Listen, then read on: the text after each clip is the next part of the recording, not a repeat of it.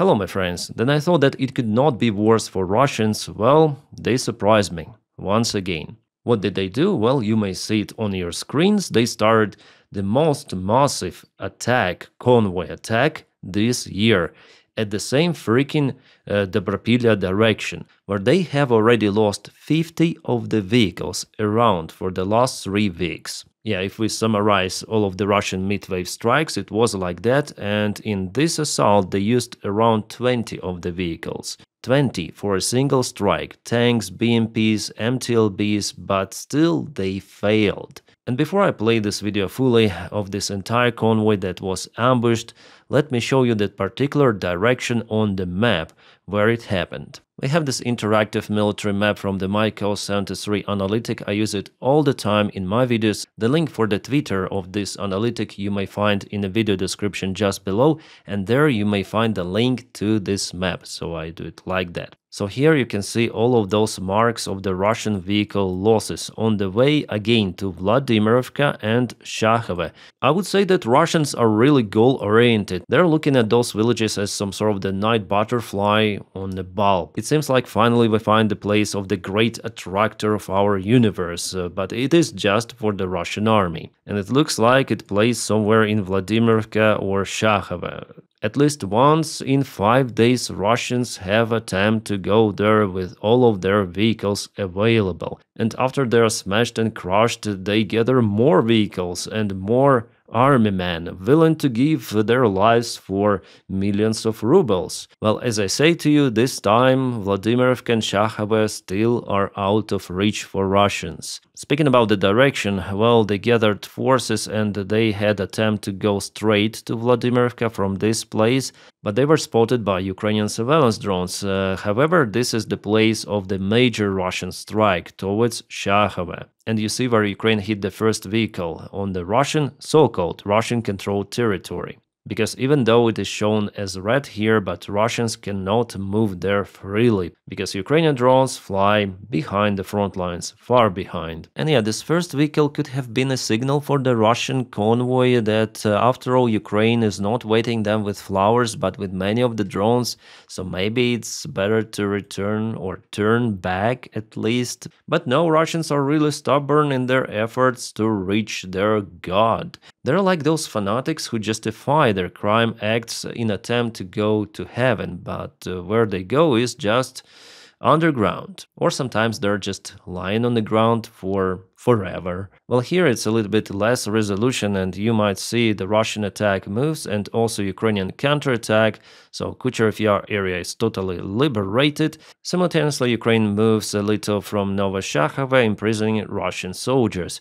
But Russia, no, Russia decided to attack. You know, even a couple of months ago we obtained the information that Russia is gathering an enormous amount of the forces in Donetsk region. They will crush Ukrainian defense. They are preparing for the major strike, breakthrough.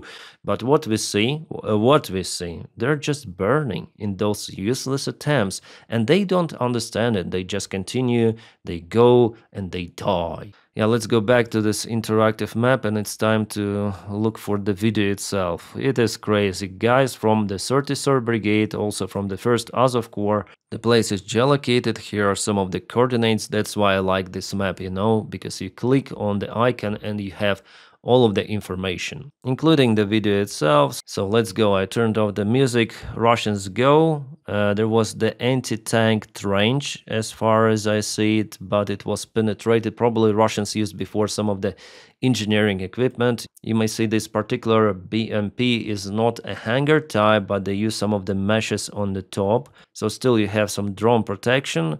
They put some smoke, fumes, and the rest were the hangar type of the vehicles. This is the Russian tank in the front with the mining plug, and you see it goes very slowly. And later on, one by one, they start to receive Ukrainian drones, hitting them in the back, in the sides, in the front, and one is down. You can see Ukrainian drone here is flying, so the sky is crowded.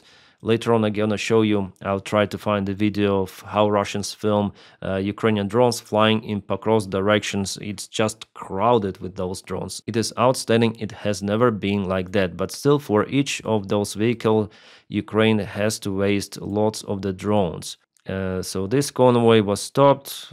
Yeah, so you see 1, 2, 3, 4, 5, 6, 7. Plus there were more vehicles on the run. So here you can see 1, 2, 3, 4, 5, 6, 7, 8. And later on there was the turn with more vehicles. Artillery is in use. Oh my god, this is the Ghost Rider. You can see it goes and burns. Crazy. So yeah, from this perspective, you can see part of the vehicles are located here, and there are multiple of the vehicles on that side of the road.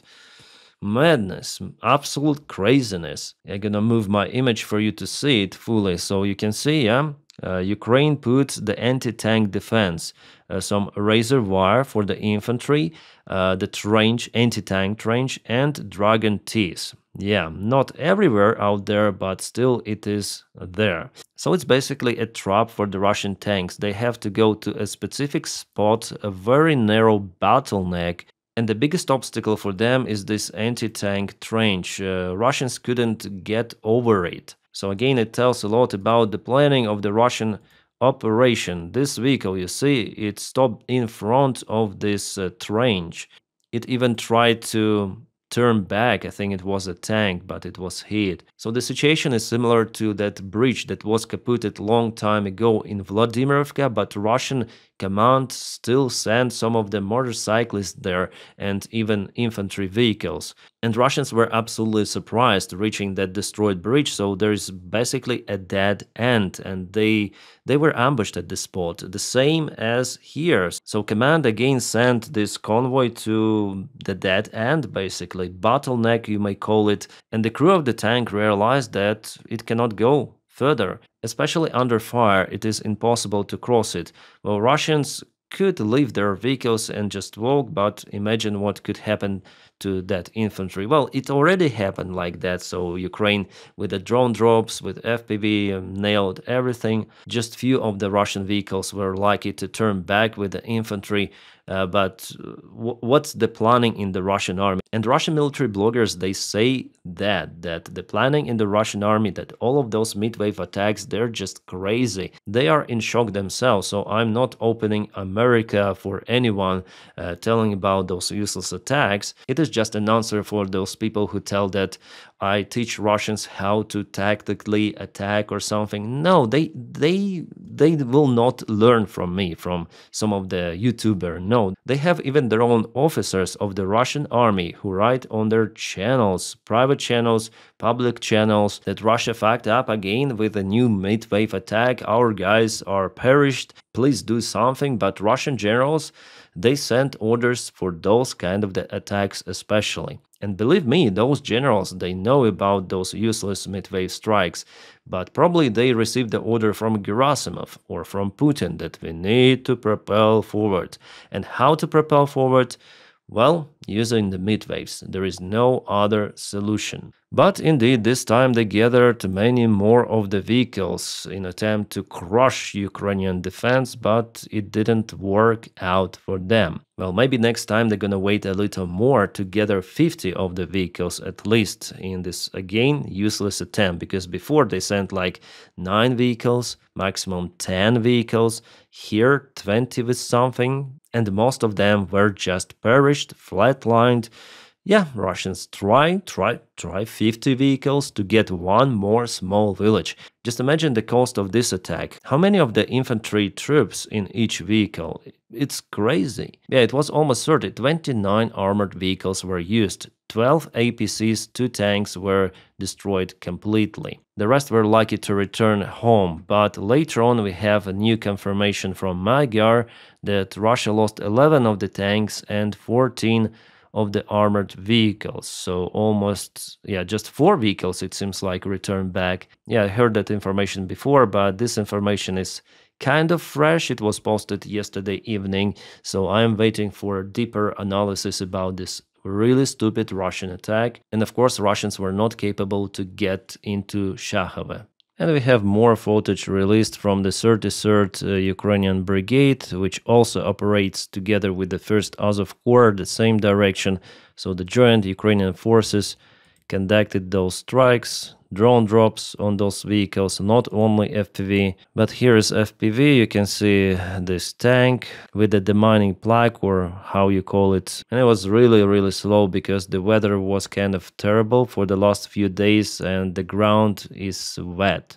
So this tank was moving very slowly, tries to guide some of the vehicles with it, but no, everyone was stopped. At first this tank and a couple of those vehicles. So Russians were panicking, looking for the way out across the fields. But no, Ukraine finds them everywhere. To avoid restrictions, I cannot show you the entire video, but I'll share it on my Telegram channel. Actually, we have two of the videos, one from Azov Corps and the other one from the 33rd Separate Mechanized Brigade. So check out the link for my Telegram. There I publish or repost, in this case, everything I have. But yeah, definitely it was a long time since I saw that number of the vehicles established on the front lines in attempt to break Ukrainian defense just to gain control over a couple of the freaking small villages. So if we calculate everything of that, what happened there for the last 3 weeks, together with this stupid operation,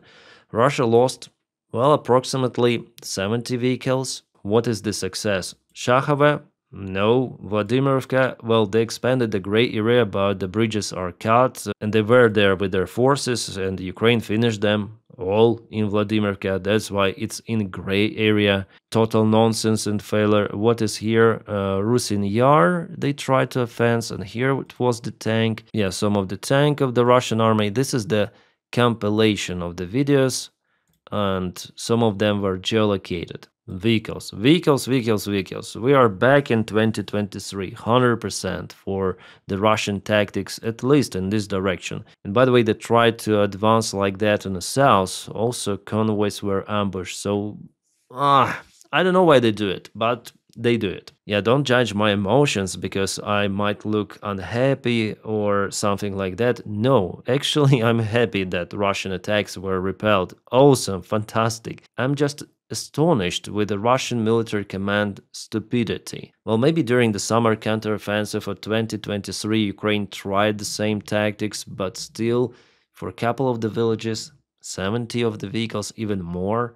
Yeah, again, I'm astonished, and what is happening in this place is absolutely crazy. You know, Russians, they actually had the window for usage of those vehicles for massive forces.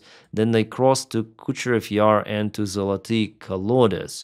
You might remember that fast assault that happened in August. Then Russians propelled by around 17 kilometers or 11 miles almost. It happened swiftly in a matter of a couple of days or maximum 3 days.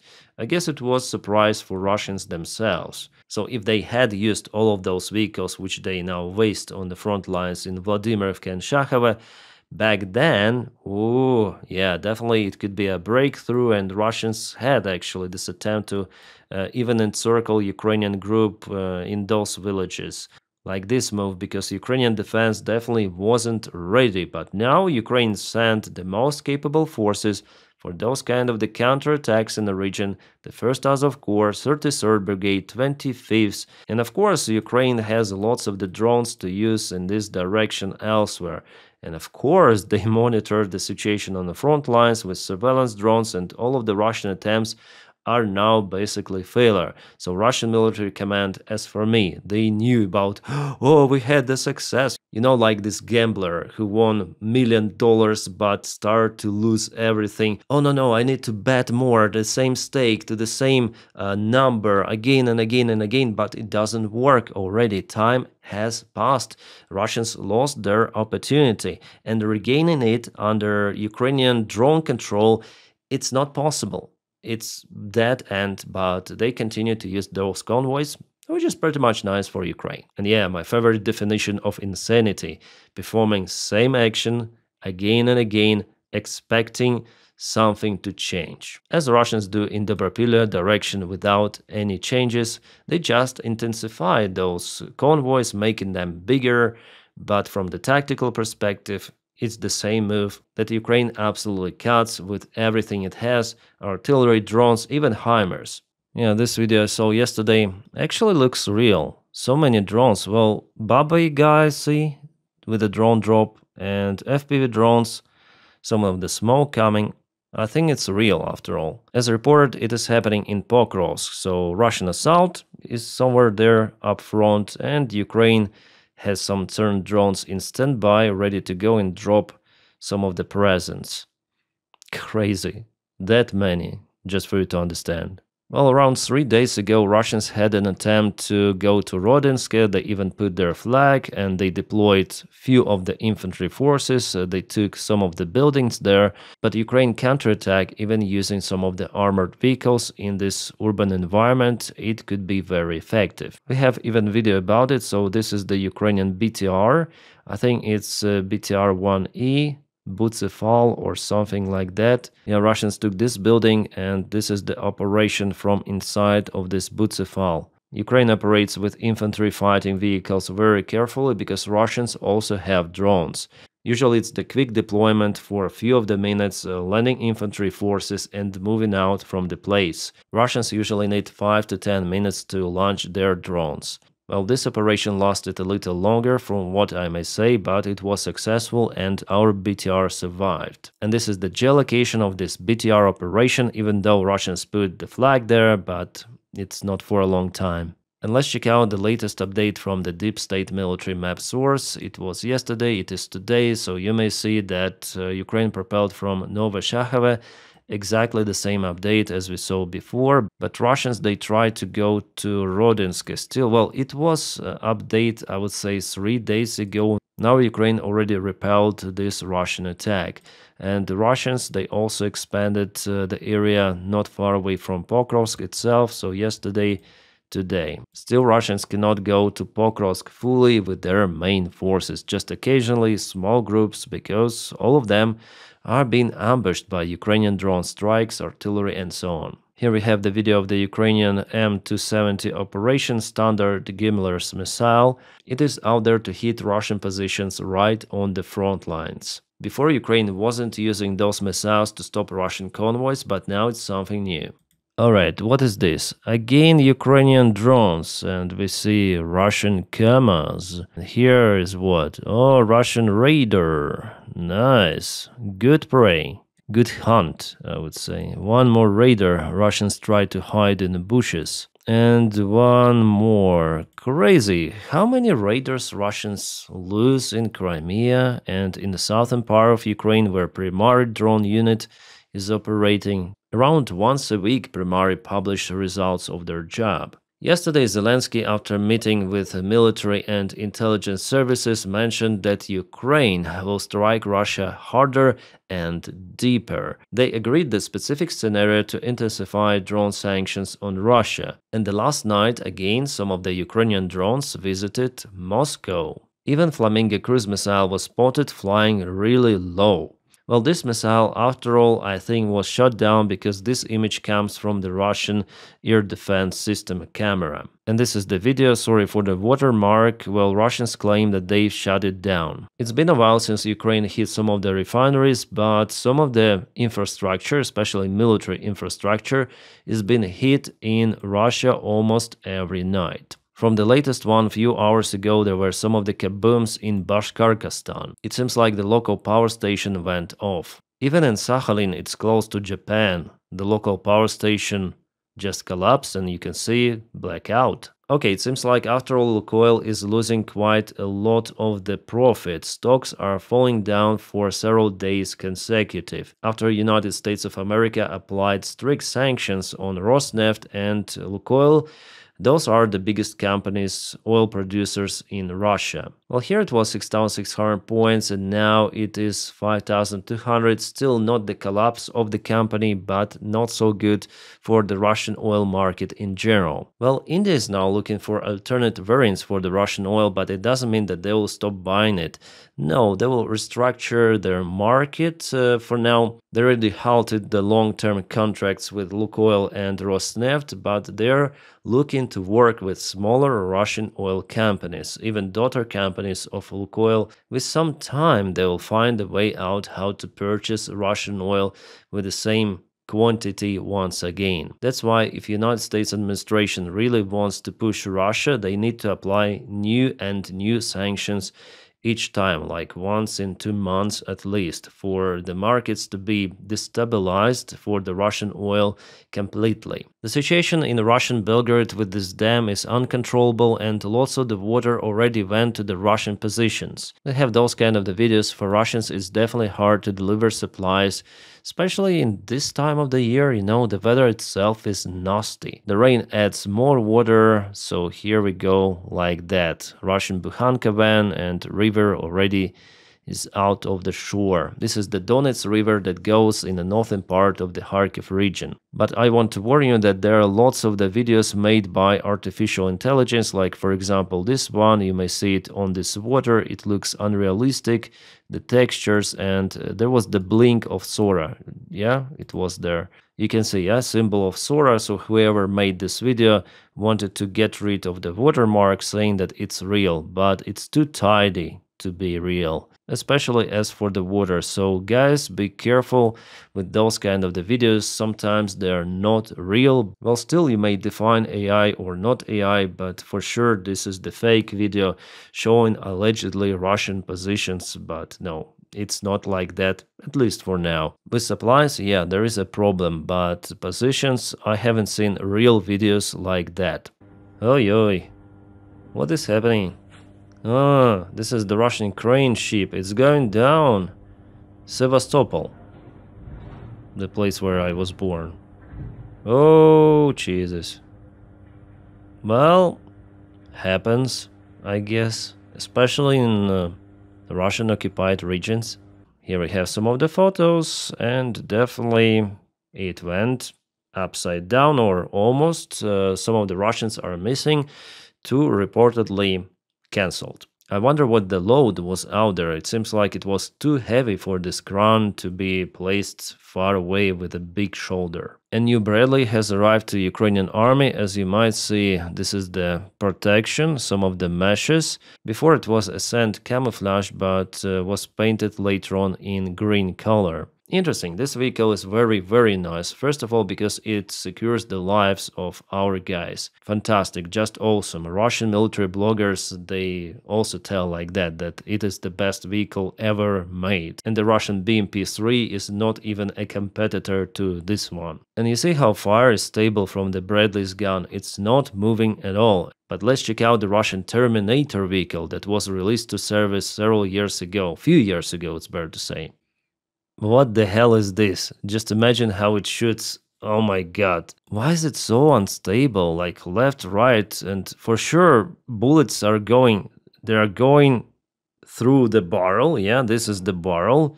But why is it playing so much? Crazy. This video was filmed by Russians themselves. I think it's 30mm each cannon. I'm not the expert in those guns, but for me it looks very weird. Especially watching Bradley's cannon, which is very stable. This one is, I don't know. Orban wants to create the anti-Ukrainian bloc with Czechia and Slovakia. As you know, Czechia also elected some sort of the strange prime minister. And we know the Fico from Slovakia, but this one is the most outrageous, Orban. So pro-Russian puppets, they're ruining Europe from within, from inside. Well, we'll see how successful Orban could be in achieving this goal. I think not successful, because after all, he is not that popular in Hungary any longer, and he'll be dismissed during the next elections in a few months actually. I think those will start in April 2026, so half a year left for Orban to rule. My friends, special thanks for my supporters on Patreon and membership of the channel. Guys, you make this content possible. Again, thank you so much for supporting me. And guys, if you want to join, look for the Patreon link below in the pinned comment or in the video description, or just press join under this video somewhere here. Again, I don't push anyone for that, it just helps me to sustain my daily updates on this channel, so thank you so much. If you don't have this opportunity, just press your like to this video and subscribe for the channel, because it propels the video in YouTube algorithms elsewhere. It is very important as well. And my friends, I wish you all a peaceful sky wherever you are, and have a great time.